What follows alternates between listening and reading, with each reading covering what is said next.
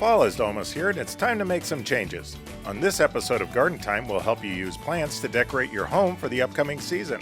Then we'll shop the garden center to see some color that you can use to freshen up those containers and pots for the fall and winter. Garden Time is brought to you by Capital Subaru in Salem, Oregon. Here at Capital Subaru, we are family. From you, our customers, our coworkers, and even our actual family members work here. This is my son, Casey. We're generations ahead of the competition, and we're always working to keep you and your family moving. We're here for you. We make it easy to join our Capital Subaru family. All the support you need, from sales and financing to service and parts. We'll be here for you for generations to come. And generations after that. I'm Blake. And I'm Casey. We make it easy to join our Capital Subaru family. Where it's your way on the Parkway. Welcome to the Garden Time Podcast. We're based in the Pacific Northwest of the United States in a Zone 8 region. This zone deals with plants that can survive in 10 degrees Fahrenheit or warmer. I'm producer Jeff Gustin with your hosts Judy Alaruzzo and Ryan Seeley. Welcome to the Garden Time Podcast. Today we're at the Al's Garden Home in Wilsonville, and we're with Peter Eastman and we're with Annie Roof. And so Peter, we're standing in front of hay bales, straw bales, and we got all this beautiful stuff, and you got a door, and so what's gonna go on? Well, we're going to be decorating for fall, so decorating our front porches and our doors. So Annie's going to be helping us out with doing that. The first things we're going to do is one of the things to do is kind of start at the top and work your way down. All right. Fall, so we're going to do a fall wreath and hang that on the top of the door. Then we're also going to bring in a couple hay bales, and those are going to kind of be our building blocks, and we'll go from there. All right, so Annie, you're going to be our creative person here because we're not creative at all, and she is in our visual department, and so you're going to go for it, and we're just going to talk about how to do it. Excellent. So I kind of like to think of, we're going with a fall theme, but a couple of things that the Al's visual department and designers have kind of instilled in me is the idea of different multi-levels. And kind of using your front, so when you're doing your decorations, start with maybe some, like we do with our pots, we call it the thriller, spiller, fillers. Oh. So think of your front porch as in that kind of same way. So Annie's using corn stalks here in the back and millet. Both of them are great thrillers for the back, gives you that height. The millet actually is a grain. It gets seeds in there, and you leave this up here after it dries, and it's bird food. So the birds will come in and eat the seed.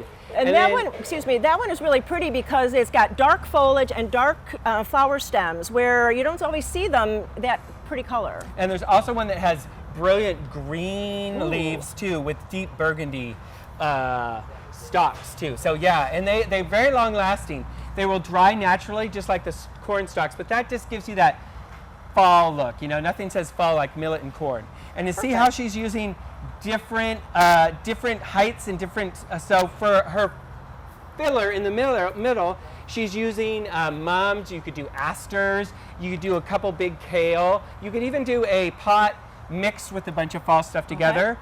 And then for her spillers, she's actually kind of spilling down with gourds, pumpkins, and different stuff like that. Maybe a smaller mum in there, but that gives you those multiple levels, and it so that everything's not on the same level.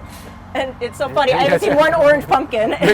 But that's what you can do is you can color coordinate it to what you need. Because with so many different colors of mums or so many different colors of pumpkins, do you want the traditional fall, or do you want something a little bit? So most people would go with autumn colors, oranges and bronzes. But hey, if you've got a black and white house, why not go with a ghost pumpkin, right? Right. And you have so many different colored pumpkins. Tell us about some of these other ones. Well, so this is Blue Star here, and this is actually a pale blue on the outside, which goes great with a lot of house colors. If you were to cut this open, bright orange on the inside. Ooh, yum. And it's actually a cooking pumpkin. This makes a fantastic pumpkin pie. All right. Interesting. The newest one that we have this year is this bright yellow. So it looks just like a regular orange pumpkin, the same shape, but it's in a nice lemony yellow color instead. And then of course we have our ghost pumpkin, also orange on the inside. So if you cut it open and use it for jack-o'-lantern, you get that contrast with the orange on the inside. And then this one, Cinderella, another people like it because it's that kind of flat pumpkin. Okay. Yep. And gourds, they're really cool gourds, and there's so many different kind of gourds. I know that Al's has a big mix. Yeah, we grow them as a mix. We sell them as a mix. You can do mini pumpkins if you like the classic little mini pumpkins, but you've got all sorts of different shapes, colors. Some come with a lot of warts, what we call warty. Some don't. Some are multicolors. They might be blue on the bottom and orange on the top. So yeah, you can get really creative with those. Put them in a big bowl. You have a big bowl or a big basket. Fill them with gourds. Oh, that is neat. That would be nice by the front door too. Yeah, exactly. What I like is the ease of putting this all out. Yes. You're just sticking a pot that you came right from the garden center with, sticking it right down there, sitting it on your straw table, and it's easy. Yeah, and it's easy. And if you already have some pots already going, for summer, and they're starting a little, look a little ragged, then you can maybe pull some of those angles out and fill in with some mums, fill in with some asters, and we'll talk about that a little later. Yeah, after the break, right. Yep. All right, what okay. Annie's waiting in the wings here. What else you got? So other things we got, besides, she's going to be putting up our fall wreath. We have a lot of different artificial fall wreaths, rather than because they're just so much ease of care. You can put it up, put it away, use it next year, and then of course you gotta have your doormat, right? That's pretty. A lot. We just got in a fresh supply of cool fall doormats too. That is beautiful. I think people don't think of doormats. No. They put one down and let it last for however many years until it rots away. Yeah. But why not change it out? You can have one every season, sure. Just put it away and bring out one that matches. And we have we have Halloween ones too. Fun Halloween ones if you want to do that as well. Annie, we got to get out of your way because we're sitting. We can kind of scoot over a little bit. Over this way, and she's like, "I got more porch to decorate." Oh, you're gonna be behind us. Right over this way too. I'll step over this way. Yep. All right. Now over here, and she's got some other pumpkins here. She's got a solid green warty, which you don't see all the time. Our warty pumpkins are some of our more popular ones. We do regular orange pumpkins. We also do what we call specialty pumpkins. Some of the ones we're talking about, and people like the specialty, especially for if they're not going to make jack-o'-lanterns out of them, right. But they like to use them for decorating. And if you don't cut into a pumpkin or a gourd, it'll last all winter. Oh, that's nice. Yeah, as long as you don't cut into it, they're meant to store all winter. So they'll sit on your front pot all winter if you want it to. Right, because I think some people worry about that, in the time of year when it's still real warm out. It's like, well, I don't want to put this stuff out because I don't want it to fade. But, like you said, the pumpkins last a long time. And do remember, that's a good point. It is warm. It's still warm this time of year. It gets cooler at night, but it's still warming up during the day. So you want to make sure if you're doing the mums, you're doing the millet, that you are keeping them watered. Oh, for sure. And so I have a question too about a door. So I have a door that is burgundy, and so my colors I think would match because we have these burgundy kind of mums and the colors here. But what if you have like a turquoise door, or do you keep that into the mix? Do you want to pay attention to that? You could. So some people, if you've got a color scheme to your house, a specific color scheme, a specific door, you can definitely design your fall around that color. I don't pay too much. But myself, fall to me is fall colors. So oranges and burgundies and yellows. So I don't care if my house is pink. I'm still gonna do those colors, right? Because that's what I want and that's what I like. But if your door is, say, like a deep purple, you could easily do silvers. And purple asters. Would maybe bring in whites would look great in front of that door. And so this door, for people that are listening, this door is very kind of, I would paint it, but it's, what do you think? Antiqued. No, that's I paid a lot of money to have somebody paint this antique like that. Look at that. It's very vintage. Very vintage, yes. And then is there any other tips that you can give us? Like if we're so nervous, we've never really done this. And so what do you give, hold our hand, how can you tell us? Some people will want to do the traditional, I've got two pots on either side of my doorway and they match, and that's fine. But maybe add to that some stuff around it. Pumpkins, maybe some straw bales. Try to go odd. So maybe I'm doing pumpkins on this side and only gourds on this side, or I'm doing a hay bale with gourds on this side and only pumpkins on this side. So mix it up a little bit. It'll look better that way if they're not exactly the same on both sides. And heights, again, use the different heights. I like that. I found an old wooden milk carton at an estate sale, right? And I bring that out and I put my pumpkins on it. So you get some height. So everything's not just flat on the ground. We have, plant stands work great for that. So, your plant stands that you use maybe for your hanging baskets in the summer or house plants, bring one out and take a mom and put it on a plant stand. It'll get it up off the ground, right? And add those dimensions is what you're looking for. So if we're using the straw bales, we're in the Northwest, it's still summer and dry, but once those rains start coming, do we need to worry about the straw bales getting wet? As long as they're undercover, yes. You don't want them to get wet. A trick we use here at the nursery, which I would encourage everyone to do, if you're going to put living plants like mums, asters on straw bales, use a plastic container like that, just like Annie's doing, because otherwise your hay bales are going to get all wet when you water them, and they're just going to rot. So yeah, you want to keep your straw bales in a dry spot. Undercover's fine. It doesn't have to be completely enclosed, but yeah, otherwise they're just going to get all moldy pretty quick. Good idea. And if you don't have the cover, use, like you said, a plant stand or just to get the height. But all the plants and the pumpkins and the gourds can all be out. Right. Yeah, everything else can be out in the rain, no problem. Yeah. Okay, good question. So, with the straw bales, they are kind of flammable. And so as we get to where we're carving our pumpkins, a little bit later, we're probably worrying about candles and straw? Yeah, so straw, corn stalks, they're all very, very, very flammable. So if you're using those in your displays, go ahead and buy yourself the battery-powered candles is what I would recommend, right? And then that way, peace of mind, you're safe. Now, if you don't have any straw, if you've just got live plants, there's no straw, there's no corn bales, you go ahead and use regular tea candles. But the battery-operated ones, less of a mess. So that's what I would recommend. And you can even get some with like a remote. Yeah. You're right. You don't even have to try to reach your hand into your slimy pumpkin and try to turn them on. Yes, and everyone carries those now, so that's what I would use. That is good. Well, I think these are all great tips. Anything else you want to add, or I think we covered it all? Annie, this is gorgeous. Thank you so much for doing all that. I want to just take it home and do it at my front door. Yes, makes it easy. Absolutely. So what we'll do is we'll take a quick break. Okay. We'll hear from our sponsor, Capital Subaru, and then when we come back, we'll get into the containers and some mixed planters and more fall decorating ideas. Yeah. We'll be right back after the break.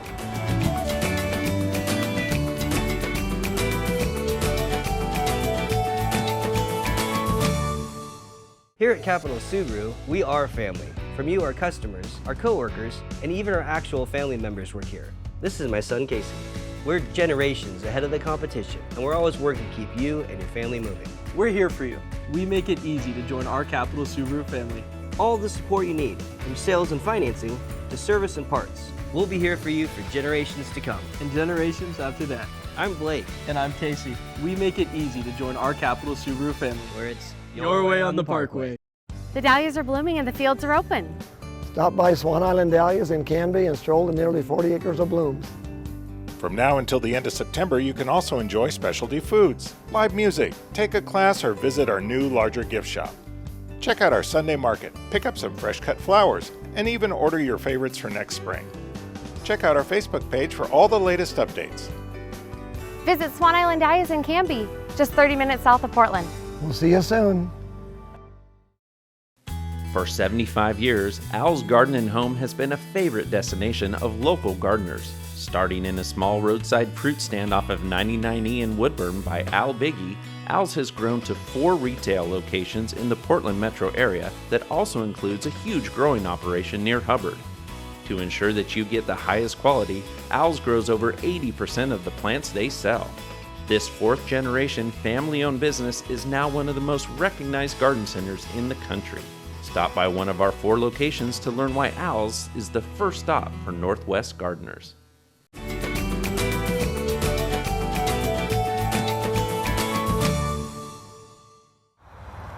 Welcome back to the Garden Time podcast. We're at Al's Garden Home in Wilsonville with Peter Eastman. And so, Peter, now I know you kind of alluded to it in the first part about containers. We've had beautiful summer containers, and so maybe they're getting a little tired.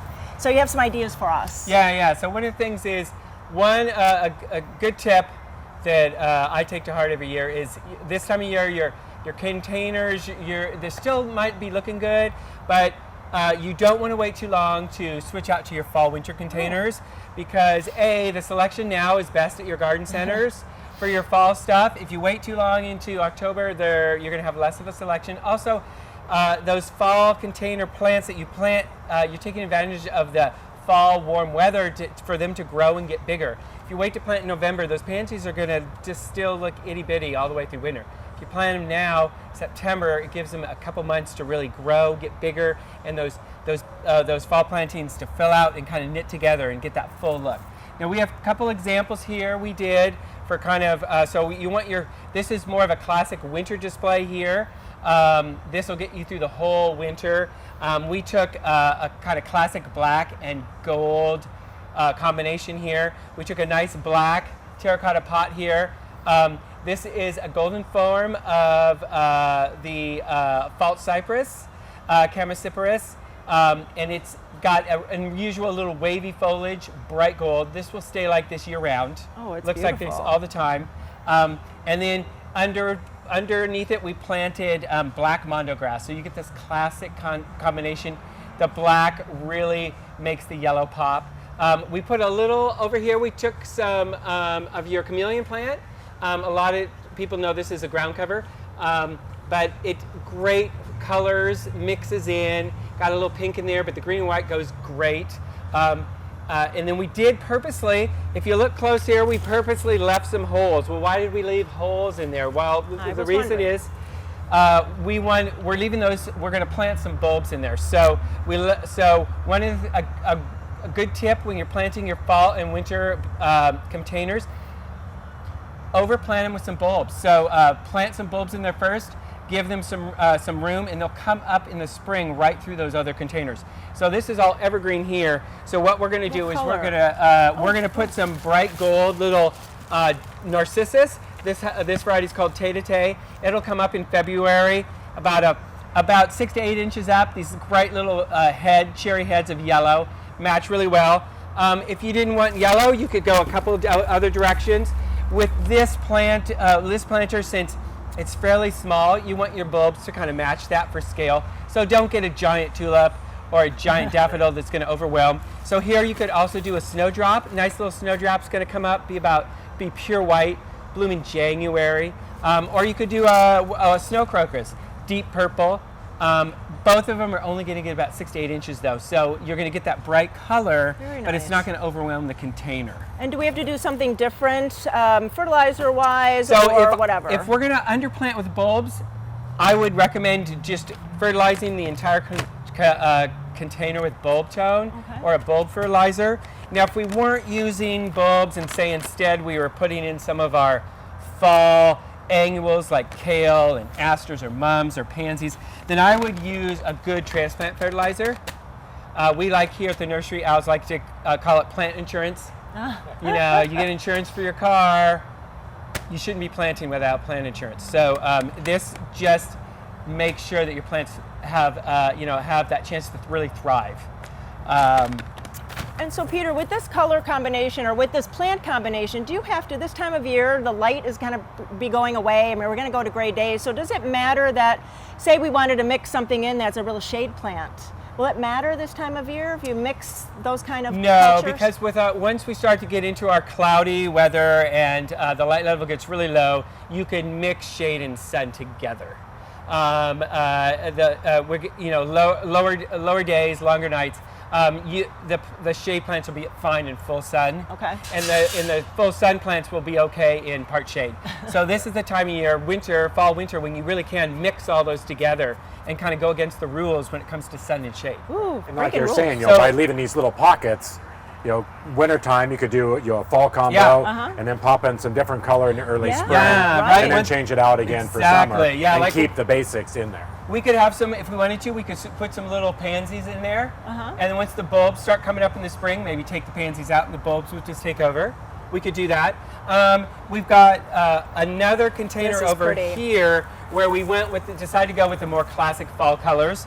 So we've got a lot of people like this burgundy kind of red colored pot. Right. It's very popular right now.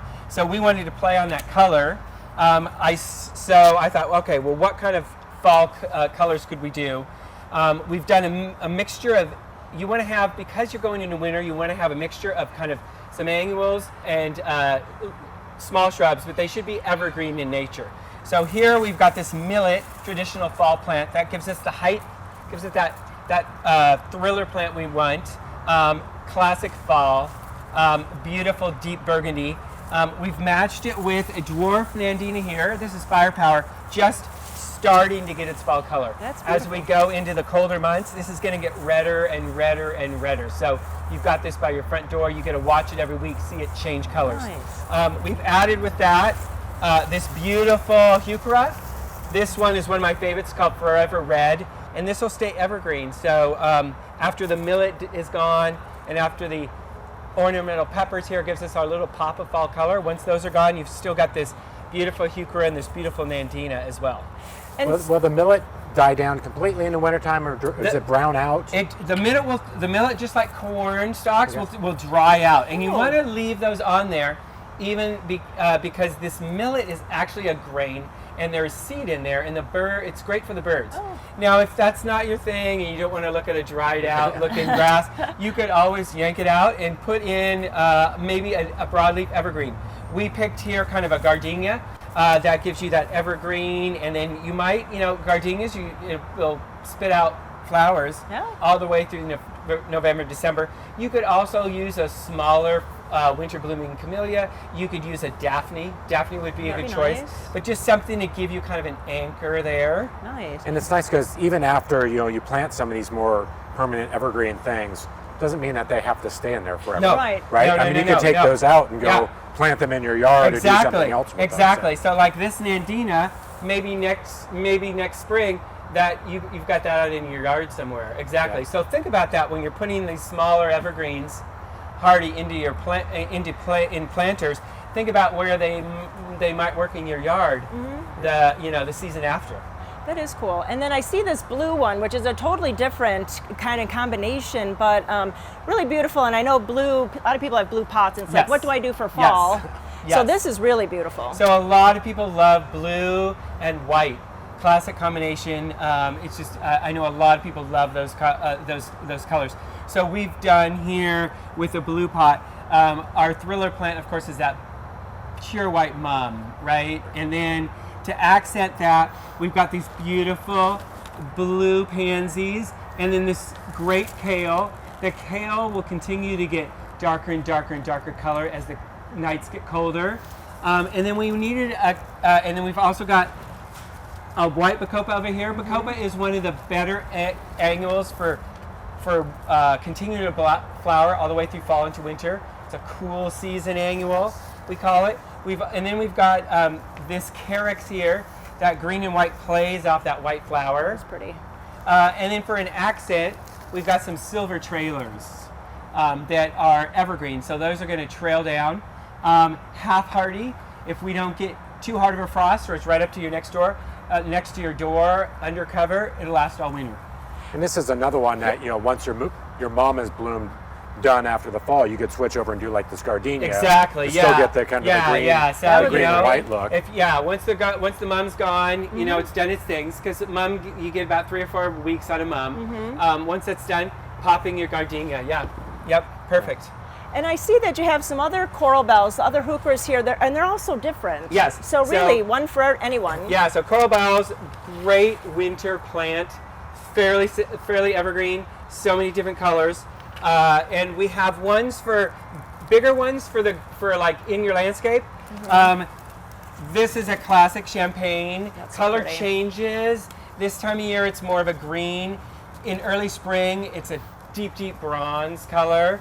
And then this is my favorite, That's zipper. pretty. So zipper is kind of a bronze on the top, and then contrasting purple-pink on undertone under the leaves, along with a bright pink stem.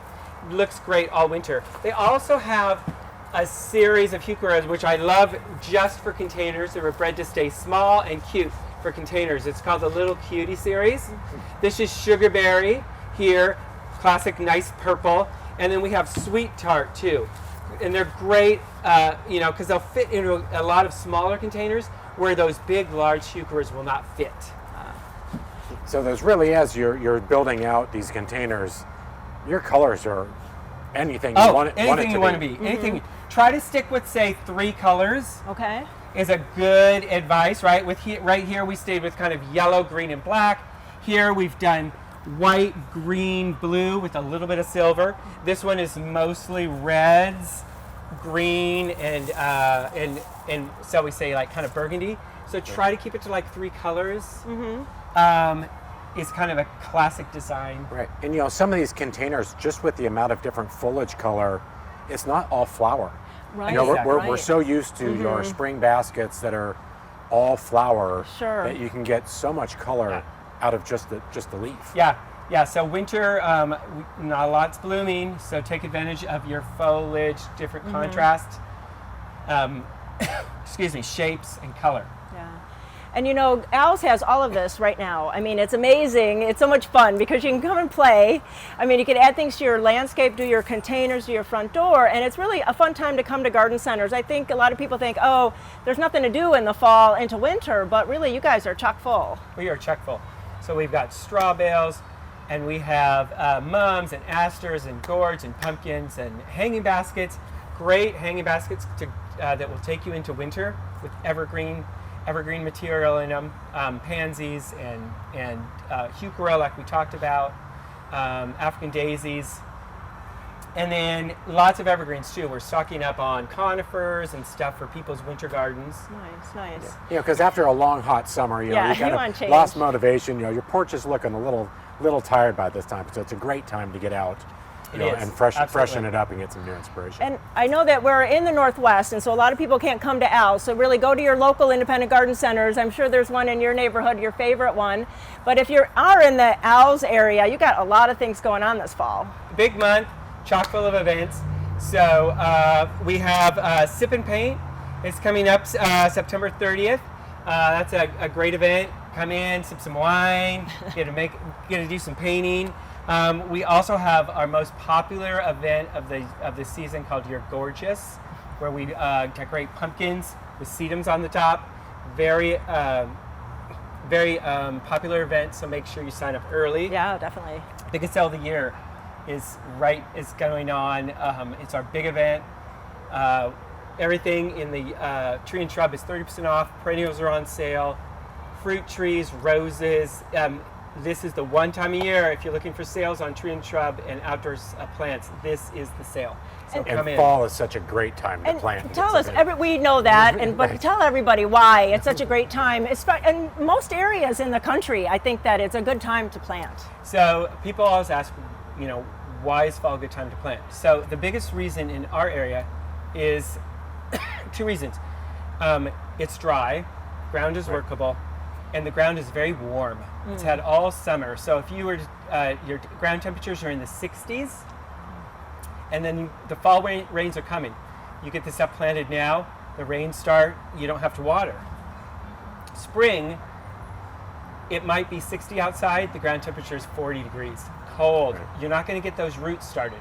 If you plant now, your plants are going to send out roots underground for 6 weeks. Wow. So they get that boost on spring. Wow. So that's why we say plant in the fall, reseed your lawn in the fall, because take advantage of the warm root zone. So those plants are really going to get rooted in before winter comes. Wow. So make sure they come out and take advantage of your sale. Yeah, definitely. Definitely, because we are stocked up.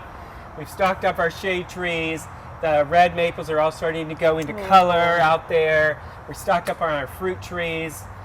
We finally got persimmons back. And we got a whole bunch of other different sales going on too on different stuff, mock orange and different ones. And perennials are on sale too, Yes, right? yep, Yeah. yep. So now is the best time to come in if you're really trying to take advantage of some good deals. So Peter, with so much going on and all the classes and the sales, where is the best place for people to go to get this information? Definitely go to our website. That's the best way. You can see all our information on events, on sales. You can even shop online. als-gardencenter.com is the best way to get all that information. And you also have it on your social media channels of all sorts of Facebook and inspiration. Instagram, yeah. So both, yeah. So go to your socials too, and you know, and check that out as well. Like us. We also have kids clubs coming up too. So October is a good, very fun for our kids club. So that's coming up October 14th and 21st.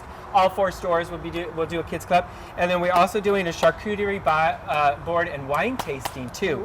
October 19th. So yeah, a lot of fun fall events. The weather's still warm. Come out, spend a day with us. Yeah. Excellent. Thank you. So Peter, I appreciate all the information, all of the inspiration. That makes me ready to go home and redo my containers. So thank you for having out here at Al's Garden and Home. We'd also like to thank Capital Subaru for sponsoring the podcast, and we will see you next time in the garden.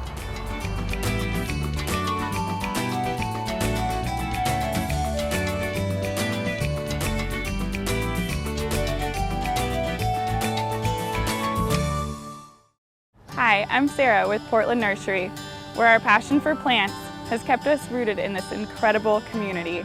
A lot has changed since we first opened our doors, but through it all, we've remained family-owned and operated, dedicated to providing our neighbors the largest selection of the highest quality plants Portland has to offer. With hundreds of new plants arriving each week, you're guaranteed to find something exciting and unique. Portland Nursery, a passion for plants, at 50th and Stark, 90th and Division. Here at Capital Subaru, we are family. From you, our customers, our coworkers, and even our actual family members work here. This is my son, Casey. We're generations ahead of the competition, and we're always working to keep you and your family moving. We're here for you. We make it easy to join our Capital Subaru family. All the support you need, from sales and financing to service and parts. We'll be here for you for generations to come. And generations after that. I'm Blake. And I'm Casey. We make it easy to join our Capital Subaru family. Where it's your way on the Parkway. The dahlias are blooming and the fields are open. Stop by Swan Island Dahlias in Canby and stroll the nearly 40 acres of blooms. From now until the end of September, you can also enjoy specialty foods, live music, take a class, or visit our new, larger gift shop. Check out our Sunday market, pick up some fresh cut flowers, and even order your favorites for next spring. Check out our Facebook page for all the latest updates. Visit Swan Island Dahlias in Canby, just 30 minutes south of Portland. We'll see you soon.